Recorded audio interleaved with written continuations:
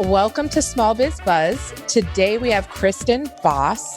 She is a mindset and business coach who specializes in helping women build their influence and grow successful businesses. We are excited she's on the show today, and it couldn't be more fitting that we're having our first all ladies chat on Small Biz Buzz today. Kristen, you've had like 15 years of experience working in service and marketing. I was curious. I can't wait to get a little bit more of your story, but I see here you've been a celebrity hairstylist, a boutique owner, a business coach. You've done a lot of great things, and you're really helping women tap into their highest self and making sure that their business aligns to that. Did I get that all right? I hope. Yeah, you really did. It kind of sums it up. Awesome. Well, I'm curious before we start diving in for you to share a little bit about your business journey. Like I said, based on the jobs, you definitely have a lot on the topic we're sharing today, which is selling confidently and really being able to pivot when you need to. But from your history, I've seen you've done some pivoting. So tell us a little bit about I'm like the pivot master. I've got this down to a science. But yeah, I started as a celebrity hairstylist. I went to school, did some undergrad in business and marketing, and I was always fascinated. I was always drawn to creativity and human behavior. And hair made a lot of sense because that aligns, and I loved people. So I had a very rigorous, intensive experience at some of the most elite hair schools, and went through that. And I was trained I always compare my experience to The Devil Wears Prada when I was an assistant. It was very hardcore, but you know what? He gave me a lot of thick skin for the industry. And I think that's where I learned, you know what, sitting behind a chair for 15 years, hearing women and their stories, it really helped me understand human behavior on a very intimate level. And that's when I learned, okay, where can this be leveraged? And so my business just took a lot of pivots. 2008 recession hit, so I had to get really creative at the time. So a lot of people were pulling away from the salon, stretching out their hair appointments. And I was like, well, how can I meet this need? So I built an in-home mobile business, started a mobile wedding and makeup business, hair and makeup business with a friend. Smart. Yeah, and it exploded, and then moved to Colorado and continued to do hair. And then I had this extra space there, and I was like, you know what? Selling clothes is fun. So let's do that. Built that up, broke even, but realized don't like that. And then I got into social selling or network marketing. And I like to say that was like my launch pad for really understanding the online space and marketing and selling yourself. So I built a brand over a summer. I was like, okay, let's just do this, and started picking up marketing books. And I literally fell asleep at night reading sales and marketing books and just studying human behavior. And it was so fun for me. And then it kind of morphed into coaching. So, well, Laura, also I should say we have Laura Dolan here. My goodness. Laura is jumping in today for Scott. So thanks, Laura, for co-hosting with me here. I was going to ask you, I don't know about you, but I tell my hairstylist everything. So do you have a similar, I think it's a good place to be studying behavior. Would you say you share your secrets too, Laura? Absolutely. And I thank you for the introduction. I'm happy to be here. And this, like I said, this is a great opportunity for us to jump in an all-female broadcast. So this is great. Yes. In the past, I mean, it's been a while since I've had my hair done because of COVID, but from what I could recall, yes, I've had some hairstyles in the past, and they've been, obviously great to divulge and, tell them what's on your mind. It's almost like, it's haircut and therapy all in one. It really is. So Kristen, you use that time well to really understand women and all that they need. Yeah. I realized, I was coaching for 15 years just while I was highlighting. Just for all of our listeners out there, Kristen still knows what she's doing with hair. But I am curious. So was that kind of when you started really feeling like anything you did, you wanted your target audience to be women, or was there something else that kind of made you really want to help and coach women specifically? Yeah, I think I have this big soft spot for women because I think we inherently play small. I think we apologize for a lot of things. I think there are things, if we were a man, we wouldn't think twice about it. And so I see a lot of really talented, capable women hiding. And it really lights me up when I see a woman find the things she was made to do and unapologetically step into it, and her world changes. And when her world changes, she changes other people's lives. So that is the most fulfilling work to do. That's great. Awesome. Well, Laura, don't be afraid to like cut me off. I can gab for hours. So just want to throw that out there. If you have anything and I'm chatting, cut me off. Someone help me. No worries. Okay. I don't want to jump in and interrupt. I'm also a great listener. So, I'm just taking it all in. Laura, please save me from myself sometimes. I could ask Kristin about the journey thing for all day, but we want to get into selling confidently. Yes. So I'm really excited. We saw a lot of your history has been in learning how to take these businesses to the next level, and really kind of, obviously to do that, you have to sell. So what does it mean to you to sell confidently? Yeah, this is also why I love teaching women to sell, because I think we tend to associate selling as a very masculine thing, and we see it as an aggressive thing. I think there's a lot of assumptions we make about sales. People, the number one thing I hear is, I don't want to sell. It feels yucky. It feels gross. But reframing what selling actually is really, it's serving. If you're an entrepreneur, you're solving problems and you're serving people and you're alleviating pain on some level, whether it's pain in their time, physically, financially, emotionally, you're solving problems. So when you are selling something, you're offering a solution, and that is serving. So I love teaching the psychology of sales. And once you make it not about you, and about your consumer, about your audience, selling feels a lot more purposeful. It feels authentic. Right. It feels very natural. It's a mutual exchange of energy. And I always tell people, I'm like, when you solve someone's problem, they thank you with their money, and that's called selling.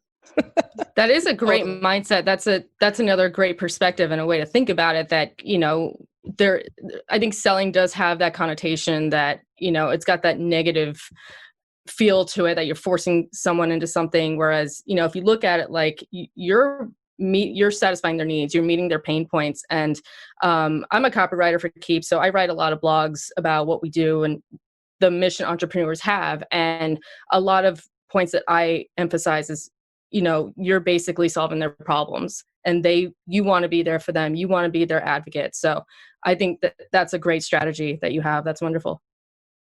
For sure. Anytime I've done sales in the past, it's like, I only feel like, for me, selling confidently, I can only do that when I actually believe in the product. I think sales feels so natural if you believe in what you're selling.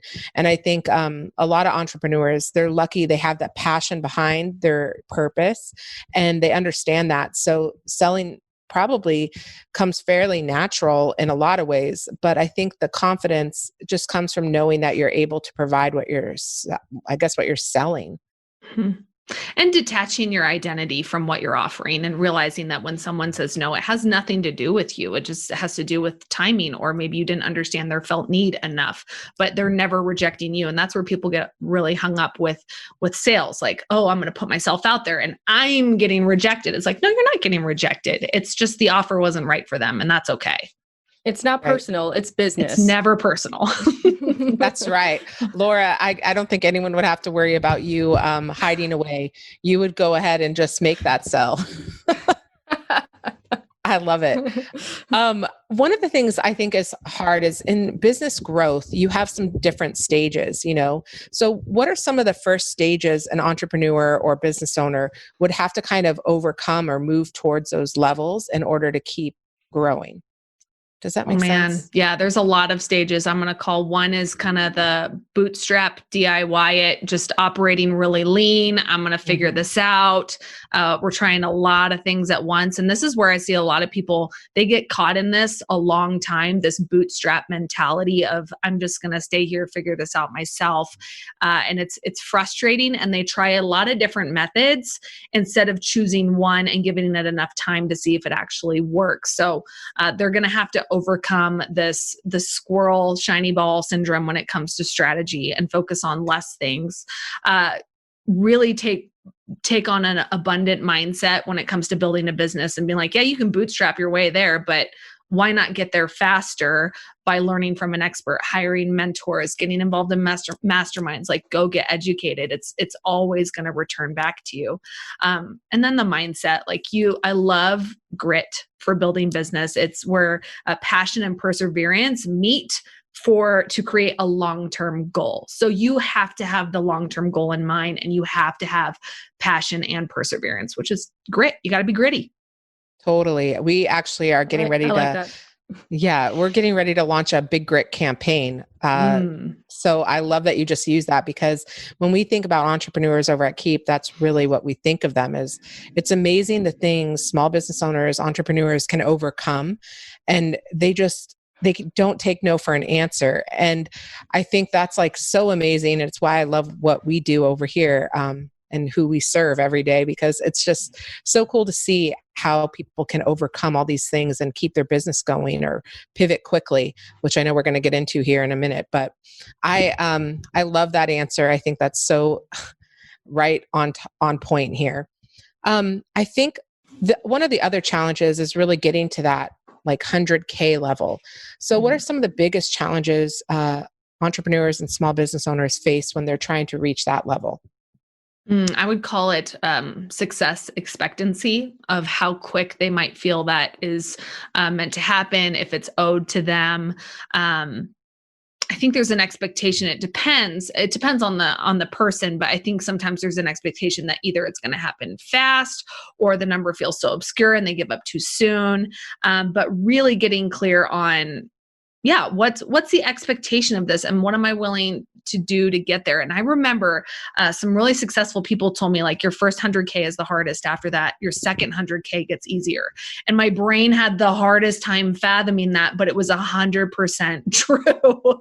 So it's just, what I see again, I see people not trusting the process. And so they don't stick with a strategy long enough to actually give it a chance. There's this great, in the book Atomic Habits by James Clear, he talks about this, the valley of disappointment, where we believe our growth is going to be linear. We're going to see this arrow going up over time, where really it actually is minuscule. The growth is so minuscule. And then we hit, where in all of our consistent efforts before that, it compounds and it explodes. And that is 100% what happens. But before that, it really feels like your reality is so far below your expectations, and just understanding no energy is wasted. It's all stored energy that compounds. And when it finally takes off, it's not because you hit some magic strategy. It's because all of your prior efforts compounded over time. Awesome.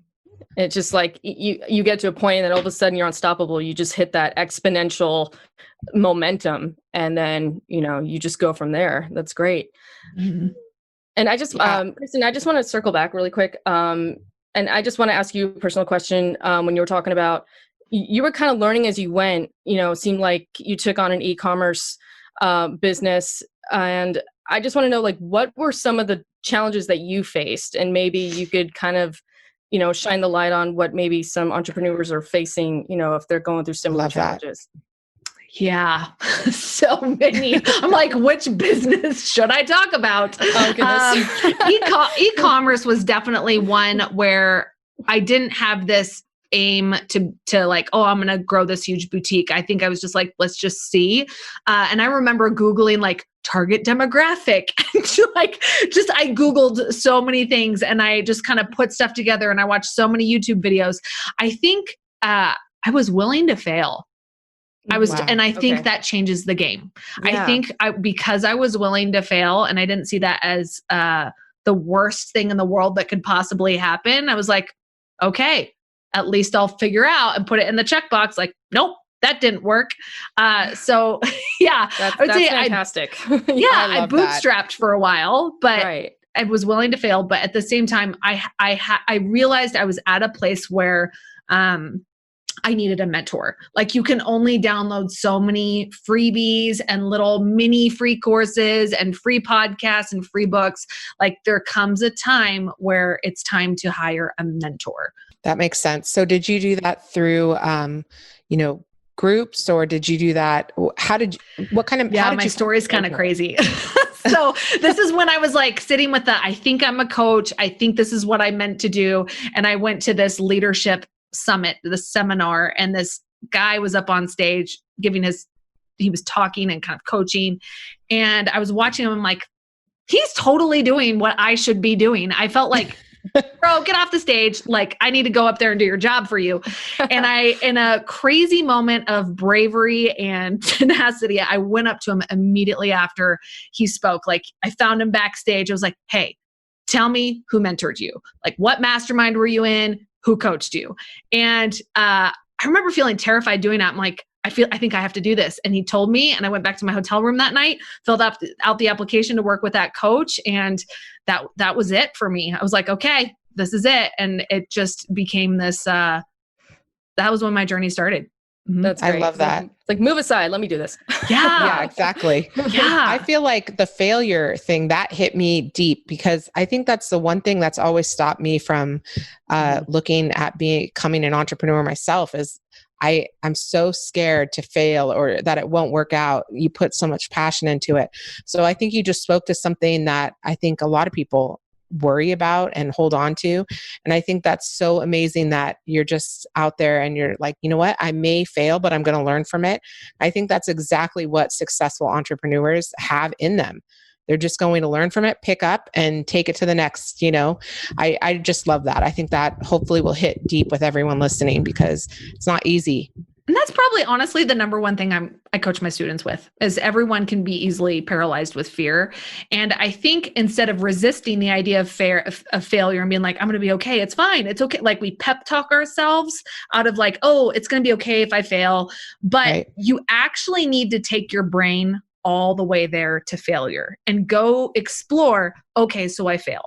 And then write down, what does that actually look like? And what would I do in that scenario? Because then now you've created a fail plan that you trust yourself with and being like, if I experience failure, I've already mapped this out. I'm okay. So I just tell people instead of like saying it's fine, it's totally fine if I fail, I'm like, build a fail plan. You're going to feel really good being like, oh, I planned for this. This is totally. It's risky because it's not just, you're not just risking your self-esteem. If you fail, you're risking your livelihood and your finances. And, if you have a family, what's going to happen if you have a mortgage? Could you lose your home? And, a lot of people will, refinance their homes just to open their business and, tap into savings. So, it is a legitimate fear. But I commend anyone who, goes out there on their own and just, tackles it and overcomes. But yeah. I feel like the fail plan makes it a little bit safer. I love what you were hitting on. If you have a plan, then if you start to notice those things or you start coming up on what you already have actions before you're emotionally, in that kind of fire zone. So if you already have a plan to how to fail, I think like that is probably the difference of an entrepreneur that succeeds from failure and one that maybe doesn't. I have never thought about thinking about that ahead of time. So that's like such good advice. It literally kicks your brain into critical thinking mode in a normally highly emotional state. Like failure creates a lot of emotion, but when you have a plan, it kicks in the part of your brain that goes into critical thinking. It's like it makes the biggest difference. Yes. Prenup for your business, because like you think I'm pro prenup. I don't, everyone should do whatever they're right for, but like, I feel like if you plan for that before there's ever an issue, not that I'm married, maybe this is why, just kidding. If you plan for it ahead of time, you'll actually so before things get messy, you're making the plan at your best instead of being in that emotional state. So I think to me, this is exactly a prenup for your business. And I think that is extremely intelligent. Yeah. You just have to anticipate. You just have to have that foresight and prepare like, hey, if this happens, then this is my backup plan. Yeah. I love to tell my clients, if NASA has a fail plan, so do you. Oh, definitely. Oh, that's true. You've got such a good point. A team of engineers who figures out everything to perfection. If they still create a fail plan, we do too. We need to do that. Yeah, too. That makes so much sense. Okay, so one of the things I'm curious about is I can tell from you it feels like a purpose. So I'm curious, I've met some business owners who you can tell they're just in it for the money.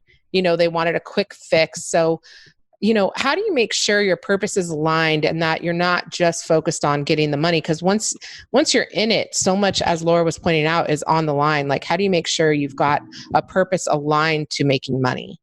Yeah, that's so good. Because that's usually when people end up hiring me, is when they've lost their purpose, and they might be successful, but they're now resentful, thinking I didn't sign up for this. But the true test of purpose is, I knew coaching was meant for me because I would do it for free. Like, I would have done it for free. And I did it when I looked back at like the trajectory of my life, or, the hindsight of my life. And I was looking at all the things that brought me joy.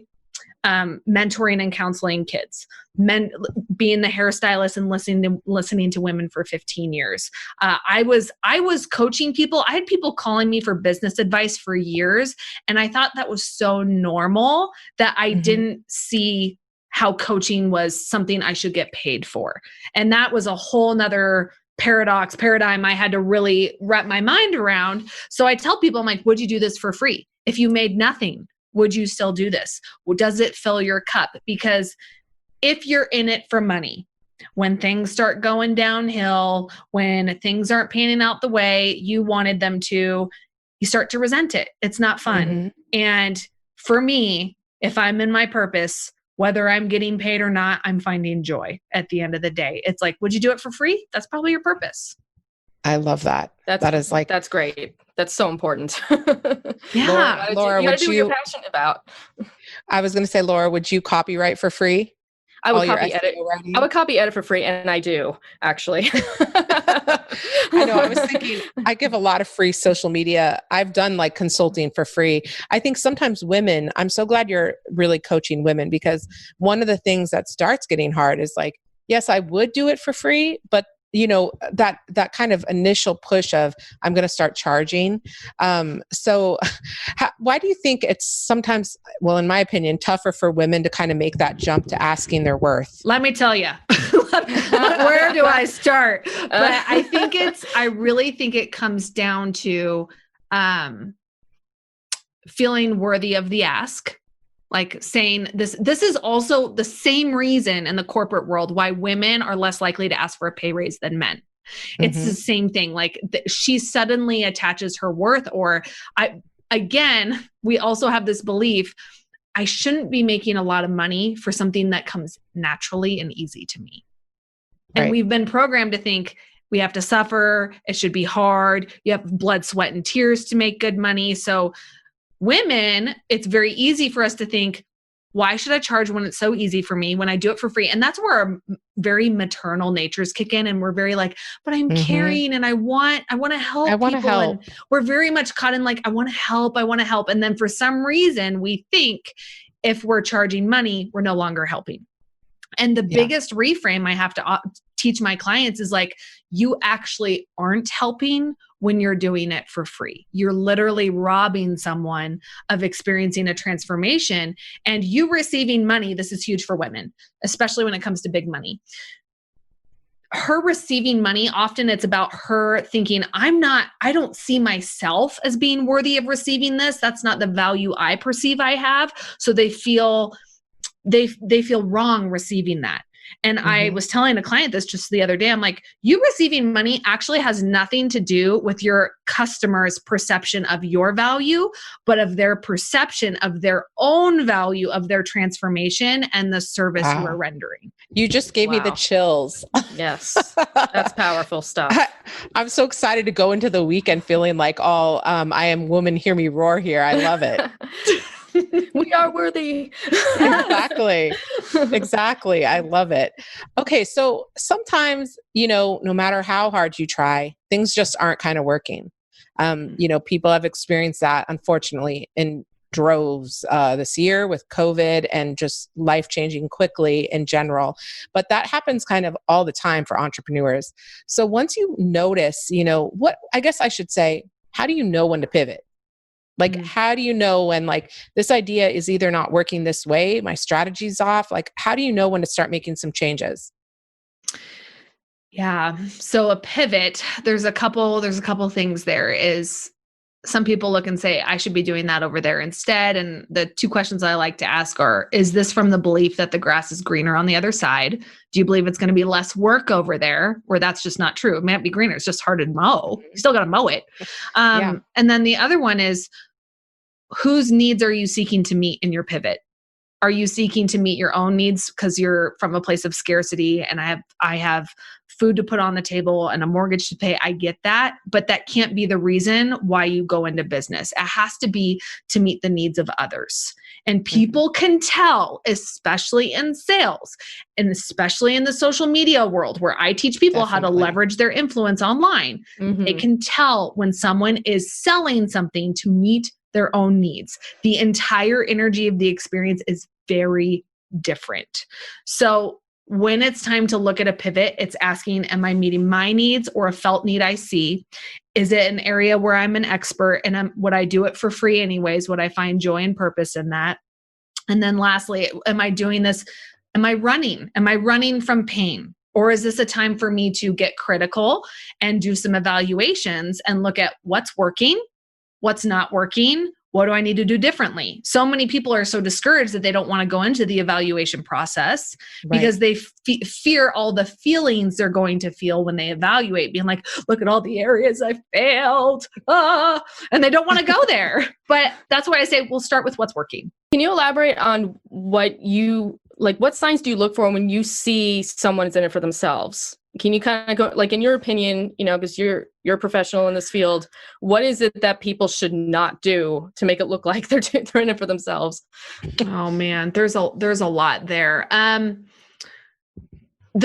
can always typically tell in the copy, in their writing, in their verbiage. I'm a copy. I love writing copy. I'm a fiend and I'll never outsource it because I enjoy it so much. I can usually tell in copy if there's a lot of I need, I should, if it's very I focused, me focused, if it's not very customer focused, if there's a lot of neediness and there's almost like a high pitch to either how they show up in their stories, this isn't going to sound good, but it's what I'm seeing. I'm going to call it, there's counterfeit authenticity going around where it's like, I'm going to stage vulnerability because I know that's what people want.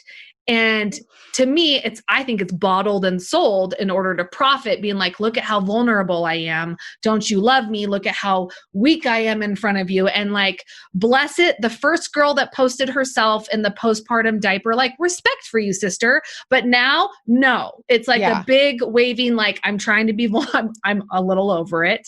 But that's where I sense they're not really in it for others and they're in it to profiteer from feelings they generate through their platform. There's a fine line. There's a fine line. I think you nailed it. Cause like, I feel like there's people out there right now, where consumers in general can sniff out someone that's just trying to make a sale so easily these days. Where it's starting to get a little bit more hard is when people are sharing those vulnerable stories, because also as a woman, you don't want to, judge someone else. But at the same time, if 20 people are doing it, it's less vulnerable, it's less authentic because you're just kind of jumping on the viral trend of getting these things out. Like just this week, actually, I was reading an article from the first woman who ever did a gender reveal, who was slamming them now and saying like they got so out of control at this point now that people are lighting up all of California because of the fact that they're trying to do these like pyrotechnic, anyway, it was interesting to read because she was the first and she really like came out and just said people need to be putting priorities above these like crazy big. Anyway, I respected it and it felt very authentic because she came from a place of like, I started this all, I'm owning it, but like, this is going too far. I almost feel like it reminds me, this is what I feel like I'm seeing on social media with influencers and big names. And some big names are really losing some serious respect because their audience is starting to sniff out their inauthentic authenticity. We'll just say that. No names, but it's happening.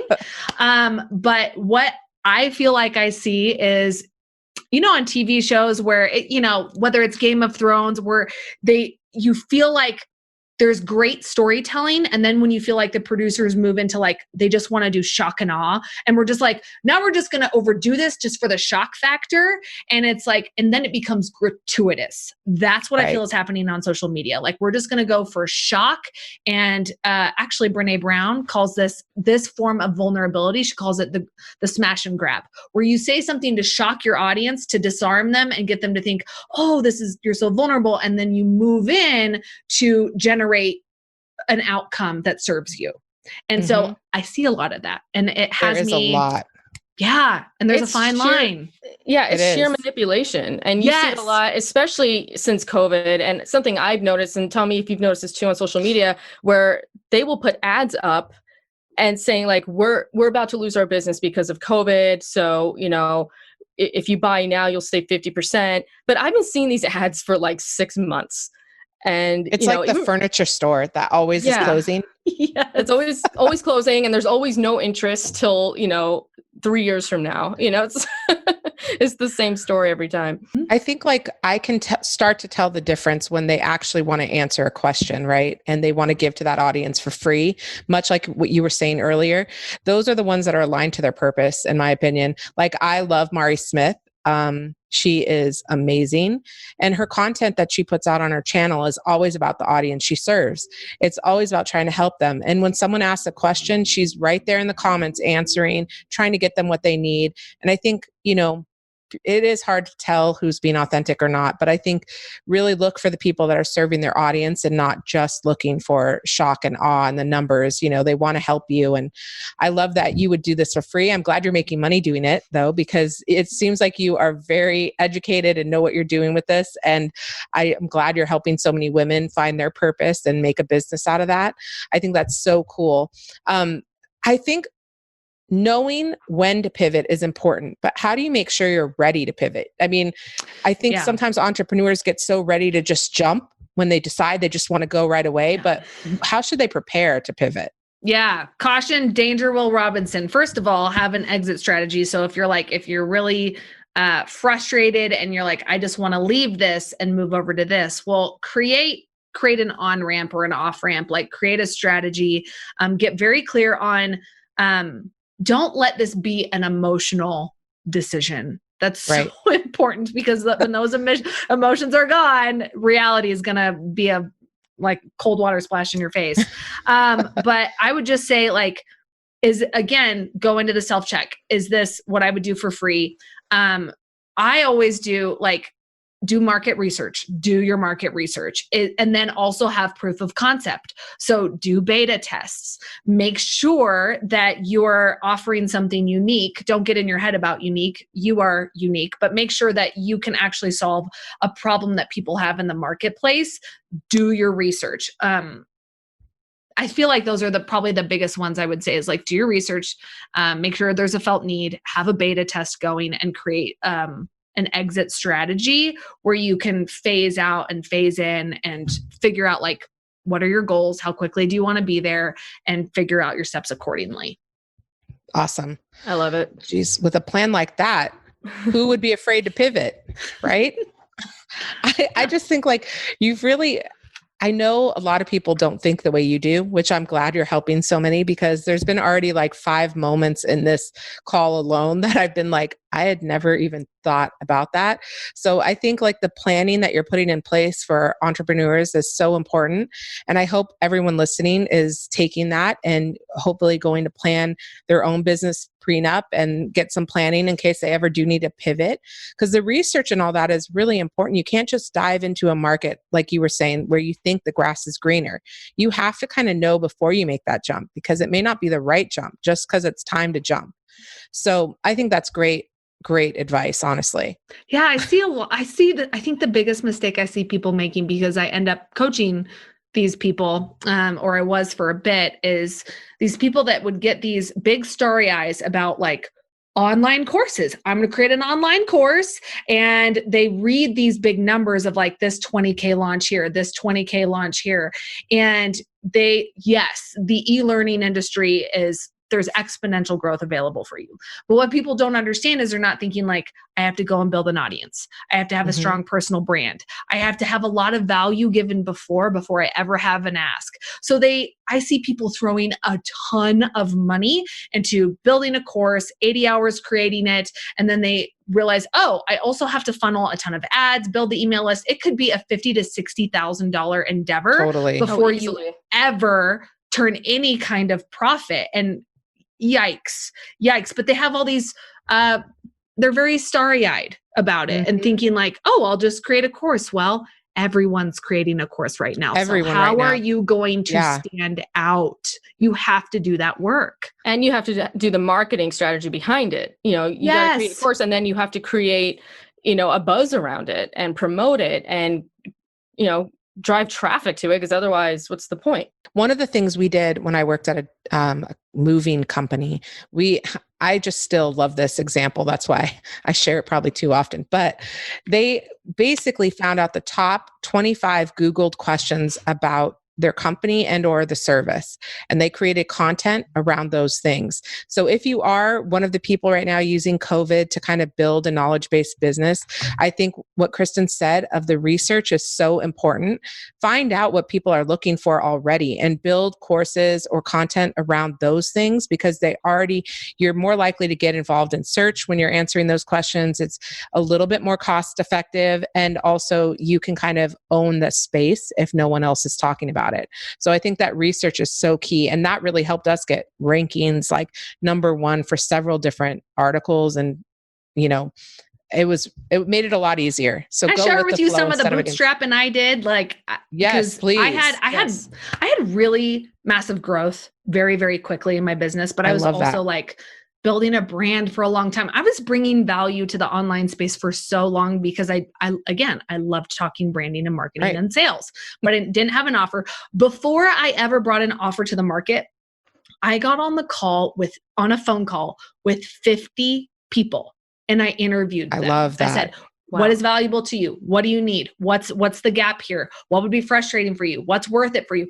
And like, no one gets on the phone anymore. I did old fashioned. Can I call you? That's amazing. 30 minutes. And I spent I got this freaky eye virus and I was quarantined before quarantined was ever cool. And I was quarantined and I was like, okay, ain't going to keep me down. I'm going to call people. No one can stop me from calling people. So I called 50 people to do market research. Oh my gosh. And then I crafted my offer. Based on that. So many people will go and craft an offer that sounds good to them, but they won't do the market research. So because I knew my market extremely well, I still have people when they read my copy and come up to my platform, they're like, I feel like you're reading my diary. I'm like, well, I interviewed 50 people just like you. So really, I did read your diary. You created your customer persona.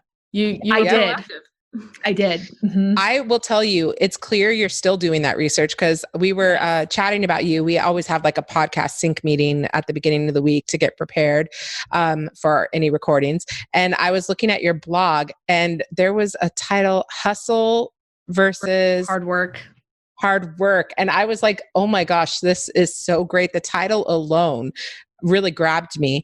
And I was like thinking to myself, that is such an important question, because sometimes they always say work smarter, not harder.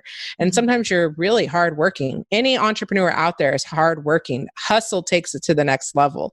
So I loved the title. It's clear you're still doing that research. And actually, I loved your assistant too. She was so great to work with when we were scheduling you. She's the best. Yeah, she's so awesome. But she was saying that you're going to offer our listeners the Purpose platform. So we'll make sure to include that in the link of the notes. Do you want to tell us a little bit about what they can find in there?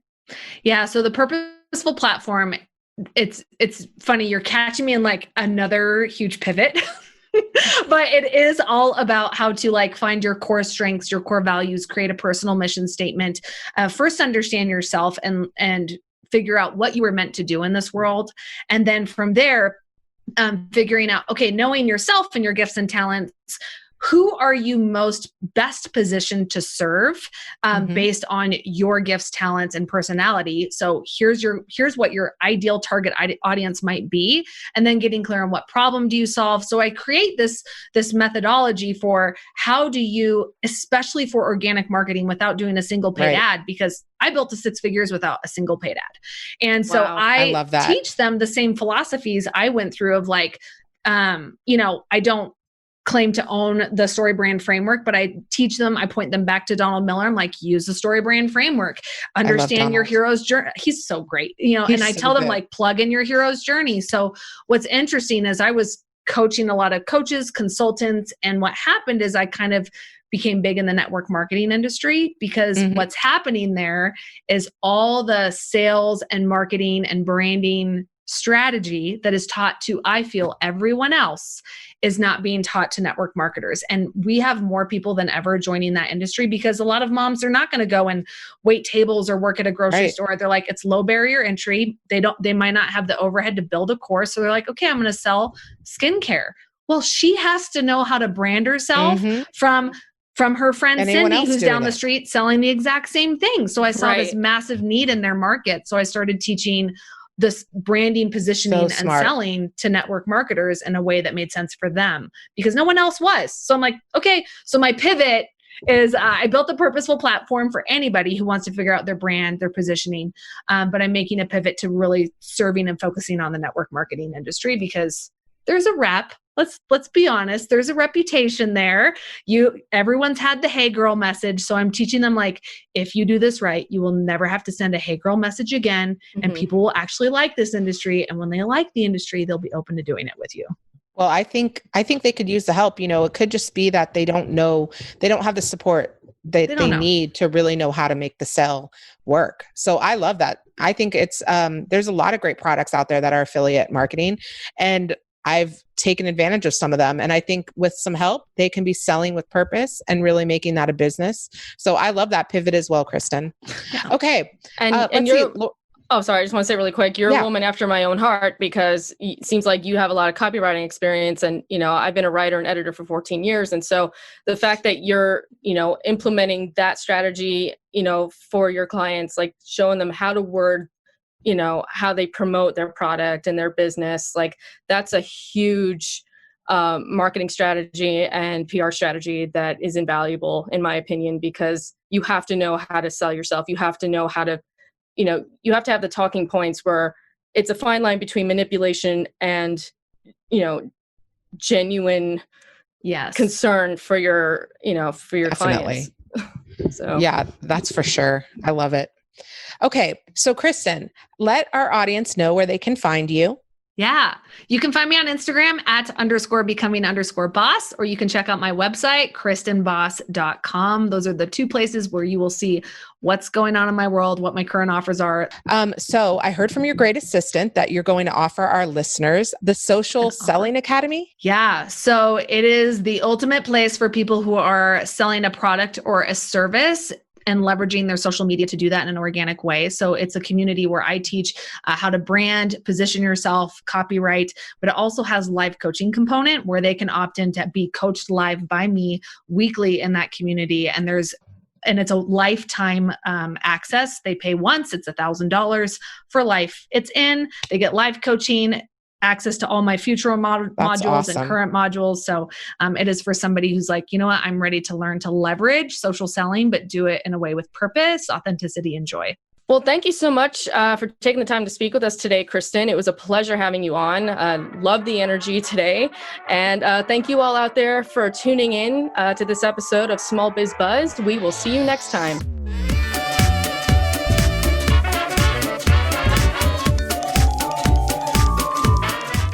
Thanks for listening to Small Biz Buzz. Please take a second to subscribe to the show and leave a 5-star rating. It helps keep the show going. And if you need a hand with growing your small business, head over to Keap.com. That's Keap.com and get started. More business, less work. That's Keap.